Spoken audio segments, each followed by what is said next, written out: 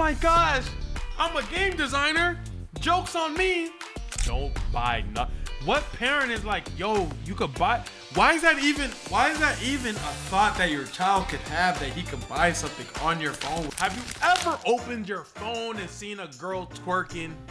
Well, if you haven't, that's because you're probably not playing mobile games. And if you are playing mobile games, then you've probably seen things that are worse than that. Today's video is mobile gaming ads are effed up. This is by the Infographic Show. Welcome back to Stanley Online. We're happy to have you. Or Stanley Offline. We're happy to have you. Thank you so much for being here. Let's get into it. Let's go. Yo, mobile gaming ads are bad, bro. Probably think mobile gaming ads are fake because devs are just bad at making them. That's not it. The game doesn't exist. You are just the guinea pig in a multi-billion-dollar psychological experiment. Okay. It's all designed to see exactly how much your brain will tolerate a lie before it breaks. Okay. And it works because the algorithm running it just proved that lying to you is the most profitable. I seen you on TikTok. Where have you seen me on TikTok? I've either have the funniest clip going viral right now, or I have the worst thing that my career has ever seen going viral right now. Thing a company can do. And that was always the point. Chapter 1, the $81 billion hallucination. By the end of 2025, the mobile gaming industry felt unstoppable. It topped $81.8 billion. By 2025? Who was playing mobile games in 2025? What was happening in 2025? I don't know a single mobile game in 2025. Dollars that year, matching the $85.6 billion made by all other apps combined. These games aren't meant to be like traditional console titles. They're designed in bite-sized loops, made for distracted moments like on the bus, in line, in between everything else, and once you're in, it doesn't stay one game for long. Okay. Because the secret weapon of mobile gaming isn't gameplay, it's advertising. These games are all linked to the internet. That allows for multiplayer and scoring competitions, but it also allows the game and their advertisers to contact players based on their actions. The algorithm knows what kind of games you like, and Dang, Monopoly Go, but since 2023, okay. it'll recommend your next addiction to you.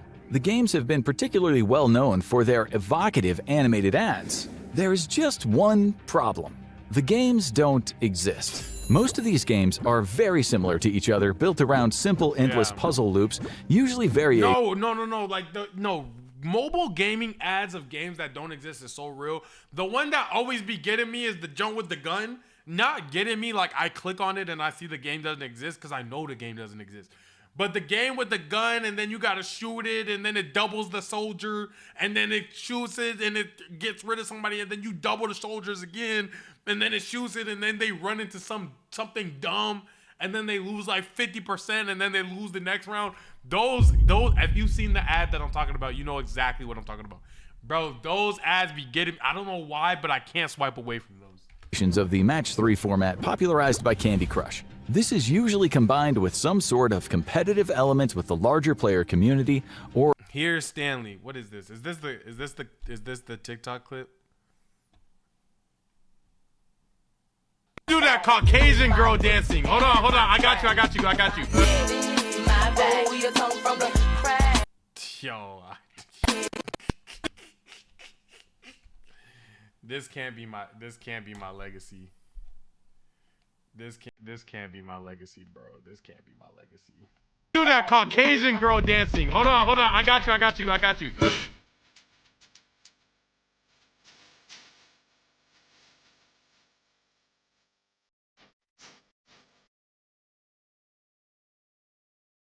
Do that Caucasian. Yeah, I'm never posting online again. All right. There we go. That's so funny. or a world-building element. But what is usually missing is the fast-paced, action-based gaming that was advertised. So why are mobile games so bad at marketing their own games? Well, they're not. They're doing exactly what they want to do. Yeah. These deceptive ads aren't designed by men in suits pitching the next great advertising campaign. They're designed by high-frequency algorithms with one job: to get click-throughs and do it by any means necessary. If the deceptive ads perform slightly better than the honest ones, the entire advertising budget goes to that model. And the honest ad gets buried. The lies don't just become prevalent, they are automated, and no number of... so does anybody in my chat currently actually play mobile games? Like, I know we had one person who say they play Monopoly Go. Complaints can change this as long Is everybody not playing? I don't think people are playing mobile games right now. I did not see 2025 as the craziest year for mobile games, but I'm like, maybe there's a whole side of this community that I'm just not privy to. as the click-through rate is slightly higher. The machine understands our instincts just a little too well. But how did I be playing it at school? See, and that's why you spell school like that, Evie. That's why you spell. I could tell you be playing it at school because you spell school with a K. Yeah, I know.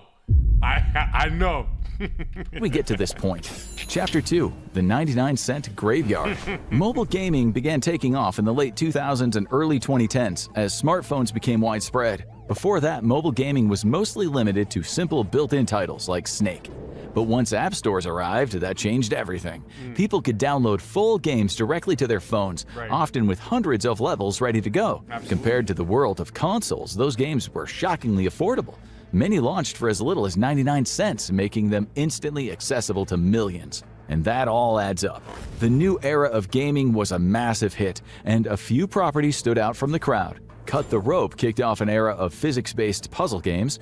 That was nothing compared to the launcher game Angry Birds, though, which became a sensation, eventually spawning a series of movies in addition to multiple spin-offs. But that wasn't the only way everybody in here just kind of tic-tacs 1 or 2 games on. Okay, I'm seeing it now. Games were piling up the cash. Games like Capcom's Smurf Village and Pocket Gem's Tap Pet Hotel pioneered the microtransaction model. Users could pay a few dollars at a time for special perks like consumable power-ups or ways to bypass levels. Soon these addictive games were getting in-app purchases that dwarfed the money they were getting from the initial game purchase. The addictive nature of the game made it easy to just spend a few more dollars and think about it tomorrow. So they decided to cut out the middleman.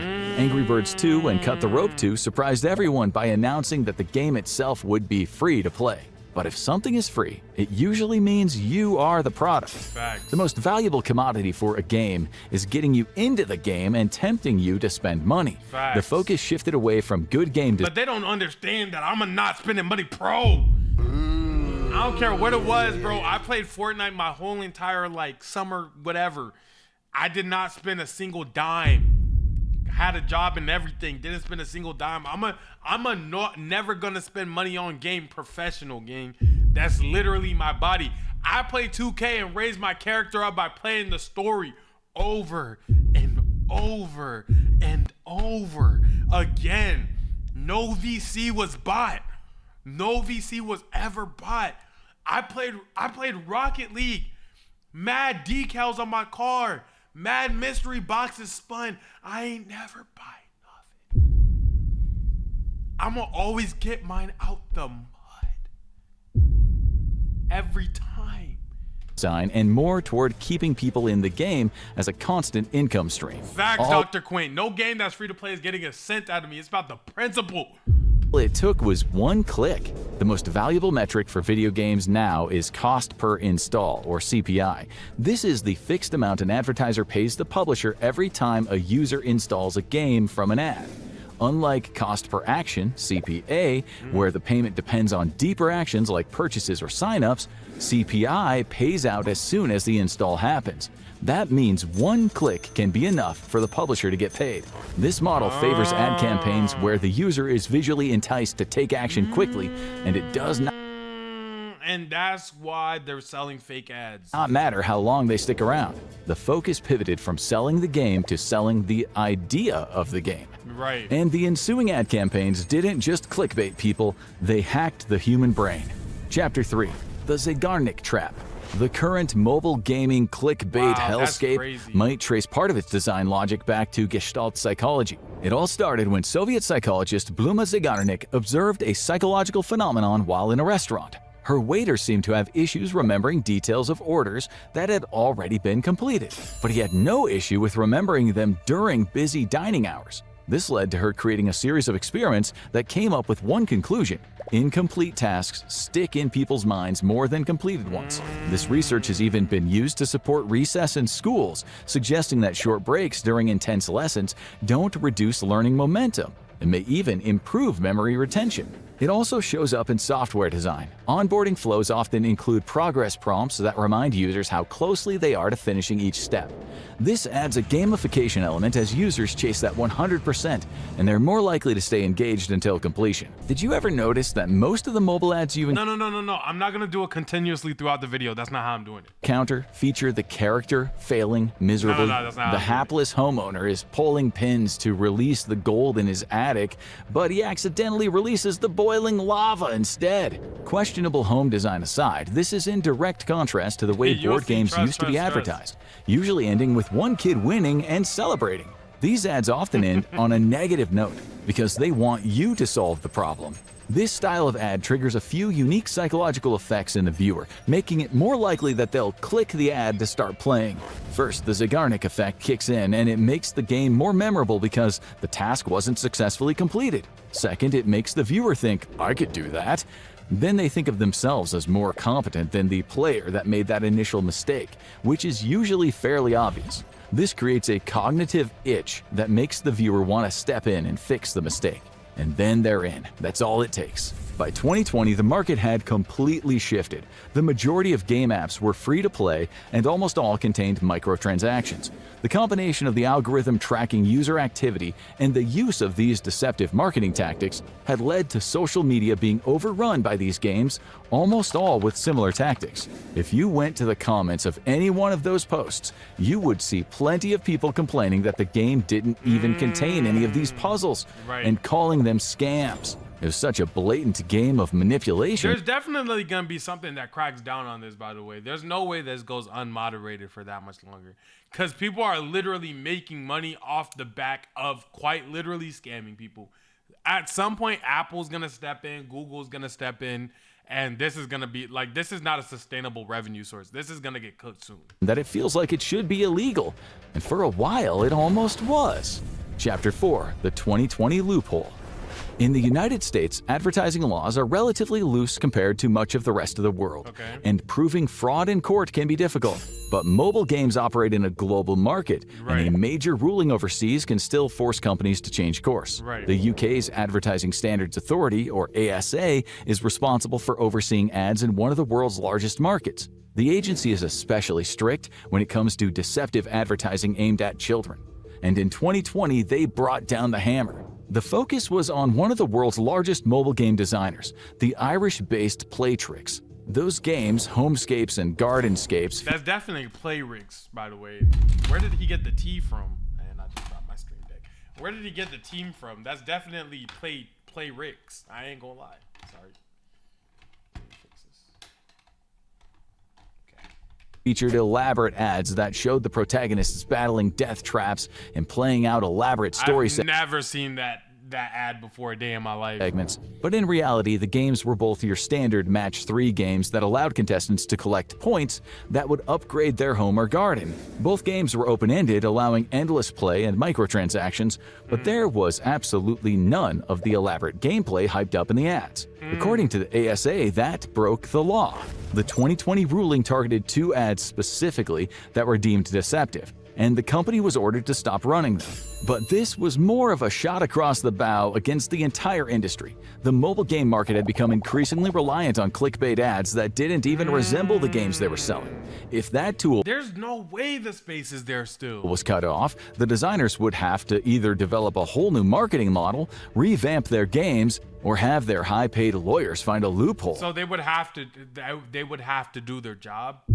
Like they would have to, oh my gosh, I'm a game designer. Joke's on me. I have to make the game fun too. What? Like, what are we talking about? Why is this a conversation? Yes, you're going to have to do your job because you lied about it initially. Why are we acting like why are we acting like we're punishing them? Why are we acting like that's a punishment? That's quite literally what your degree and background was for. You're supposed to make the game, and since it's a game, it's supposed to be entertaining. They picked option 3 and were incredibly That's literally successful. the point. The 2020 ASA ruling might have sounded like a death blow to the current model of game marketing, but it actually provided a roadmap for deception. The ASA ruling specifically said that if the gameplay in the ad didn't resemble the one in the actual game, it couldn't be used. But crucially, it didn't say how much of the game had to contain that gameplay. So many games did the bare minimum to become legally compliant with the ASA. These flashy games from the ads would become short mini-games that you got to play every 50 levels in some cases. It was just another thing users were grinding toward with every match 3 level and microtransaction. The deception game marched on, and that opened the floodgates to financial success. Chapter 5. The Arbitrage Machine. A ruling against a company's business model is usually a devastating blow. But it didn't seem to affect Playtrix. The company had yearly revenue of over $400 million. Hey, bruh, new Stanley offline game coming soon, man. No cap, bruh. It's gonna be called Where Stanley Streams, and it's gonna be y'all connecting my stream setup to like an outlet so that y'all could get me to stream. No cap. By 2016, not long after Homescapes and Gardenscapes debuted on the scene. But by 2023, that had jumped to over $2.8 billion. The company was the king of the freemium sector on mobile games, and it owed it almost entirely for 400 mil. You just gonna have to hold them periods. I ain't gonna lie. To its deceptive gameplay ads. Once it figured out how to skirt the ASA ruling, it was onward and upward, and it soon spawned one copycat after another. Another gaming company, Magic Tavern, soon had similar hits. The games often teased players with images of pitiful women in need of makeovers or a place to stay, urging users to help them. This was another tactic used by these games, tugging on the heartstrings with a non-existent person suffering. Despite the anger of users who felt they were being played, the model worked. It all came down to one number. Welcome to the hard math of user acquisition arbitrage. This is where cost per install comes into play. The goal is to get more revenue from a customer than it costs to acquire them. As the revenue you get from an individual client is highly unpredictable, especially on a free-to-play game, companies need to create a quick and cheap recruitment process. This has created a race to the bottom for clickbait ads that create a sense of urgency among viewers. And it worked. The current model of mobile game ads has been called deceptive, even outright fraudulent, but it can't be mobile game ads are like in the worst place. Like, I'm not gonna lie, YouTube has never gotten as bad with the thumbnails and deception as mobile games are currently. Like, I think mobile games are way worse than any era of YouTube that has ever been. I'm not gonna lie. All unsuccessful. The gulf between the current wave of free-to-play games using clickbait ads and the established RPG and puzzle games that honestly show their gameplay has only grown.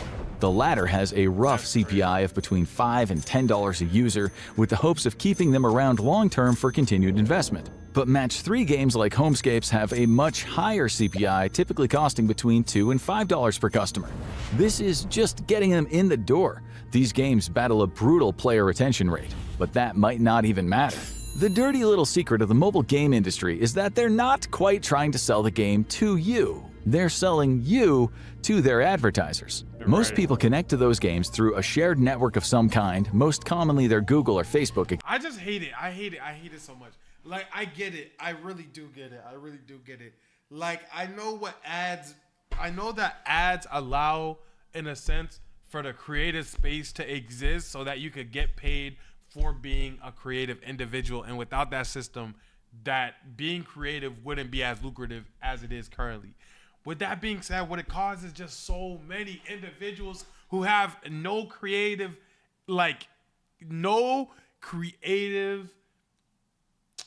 emotional attachment to actually being creative, to create things, and then it just muddies the waters of just a whole bunch of people who are just putting things in there so that the ads can give them dollars back. And it just makes the whole space less valuable, less attractive than it could have been. I don't like it. I hate it so much.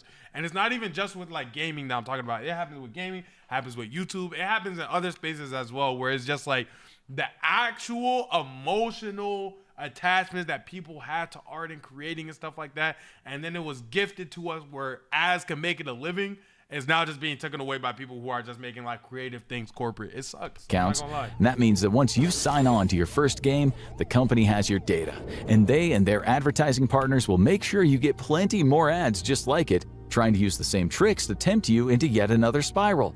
But it doesn't usually work. The vast majority of people who download one of those games leaves quickly after they realize it doesn't live up to the hype. People realize it's a lie, but the math keeps working. How?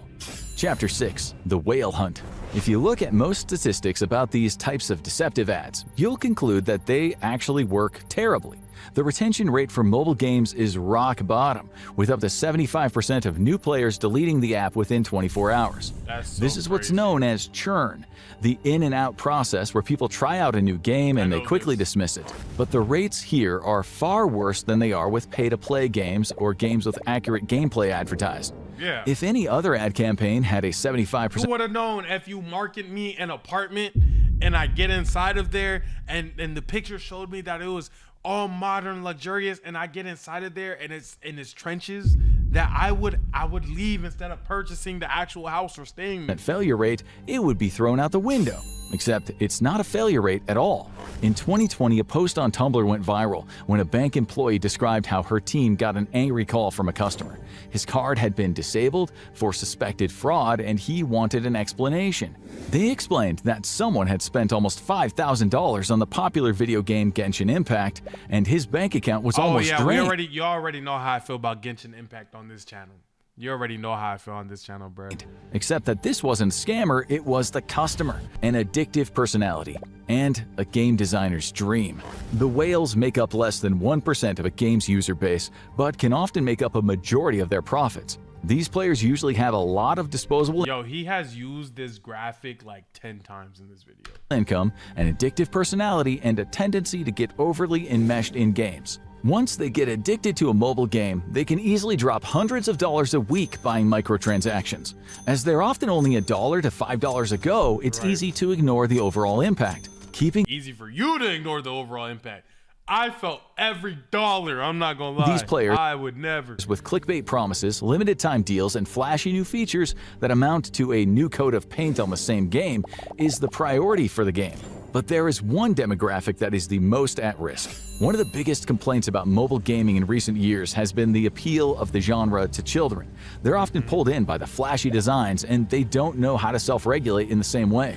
And with many of these in-app purchases being one-click equipped, a child with their parent's phone can easily rack up hundreds of dollars in charges. Getting those charges— I'm telling you, my son would know right as he grabbed my phone. Don't buy nothing. What parent is like, yo, you could buy? Why is that even a thought that your child could have, that he could buy something on your phone without you knowing? My kid would never live a day on this earth. I wouldn't grab my parents' phone right now and purchase something without them knowing, even if I could hand them the money cash. Even if I could sell it to them right after, I wouldn't do that right now where I sit. Why would my kid ever think that would be some okay thing to do? You wouldn't do that on nobody else's phone either. Nah, I don't know what type of parents y'all was having or that they was having, but that would never happen. Funded is often difficult. Big tech usually argues that parents are responsible for monitoring their children's online activity. But when the backlash gets bad enough, public pressure can sometimes force them to reconsider. So, the games are okay with losing you as long as they don't lose their whales. Whales are a common feature of casinos where they'll roll out the red carpet for those players, making sure they stay happy.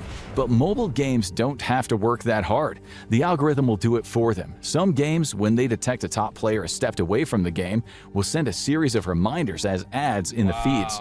It can take the form of a player character in peril or crying in order to increase the emotional stakes for the whale's return. And the trap has been set. And thanks to that is so astoundingly predatory. Oh my god. Yo, mobile apps are about to get the nastiest RICO case. It's genuinely gonna get taken up to whatever level it needs to get taken up to.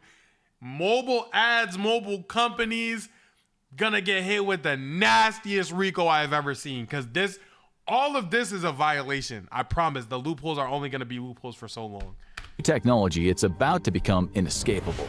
Chapter 7. The AI Liar. Right now, most of these games put relatively little effort into the actual gameplay. They'll regularly roll out new levels, but most are a rehash of old levels, slightly tweaked. New features, when rolled out, are usually the gamification of existing mechanics designed to encourage people to spend more time on the site. But what they do spend a lot of time on is developing the elaborate fail scenarios that people see on the timeline, and they have designers to make them look as exciting and dramatic as possible. Or at least they did. AI video generators like Runway and Google Flow are quickly becoming capable of generating short clips in only a minute. However, these clips are far from perfect and are often riddled with animation errors. That makes them generally unsuitable for commercial use, but it makes them perfect. Bro, who's getting paid for this? Oh my god, oh my gosh, these are the jobs that are getting taken by AI that doesn't get talked about enough, because this actually sucks that somebody's not working on these anymore. No passion is in it, straight money grab. For clickbait-driven mobile game ads. The game can replace its human designers, generate ads in half the time, and create an endless flow of instantly deployed ads designed to lure people into the game, and they're taking the last remnants of human design with them. This will take the cost per acquisition down to near nothing. The team only requires one employee on marketing to supervise the ads and come up with the prompts for the AI generator. The profit margin will go even higher for those clickbait-driven games, making it even harder for the games trying for genuine marketing to compete. And as the meta game shifts even further toward these deceptive mobile ads, there will be less incentive for studios to try to do anything but just reskin their Match 3 engines. And it may have a permanent impact. Chapter 8. The Cost of the Click. The reckoning isn't new. The mobile game era has lasted more than 15 years. For most of that time, the industry has increasingly shifted toward ads that flat out lie to their audience. The poor comments on the ads didn't make an impact, and the legal case against them turned out to be a minor slap on the wrist. Right. Meanwhile, the audience has been slowly trained to just assume every ad marketing a mobile game to them is lying. Trust is broken, and for many people, it's not coming back. But that's fine, as the whales are still there. Right? No, I can't look at a mobile game today and be like, this is exactly what I'm gonna click. I don't play mobile games. The only way I would trust a mobile game is if I go on the App Store and I see it there. I wouldn't trust a mobile game ad ever. When the games rely on the whales, they're taking a big risk. One whale being cut off by his parents, losing his job, or simply getting frustrated with a glitch and rage quitting has a big impact on the game's bottom line. Additionally, the whales are getting older. Some will get married and have kids and will simply outgrow the game. That means they have to find new players somewhere else, and they might find out that they're hoisted on their own petard.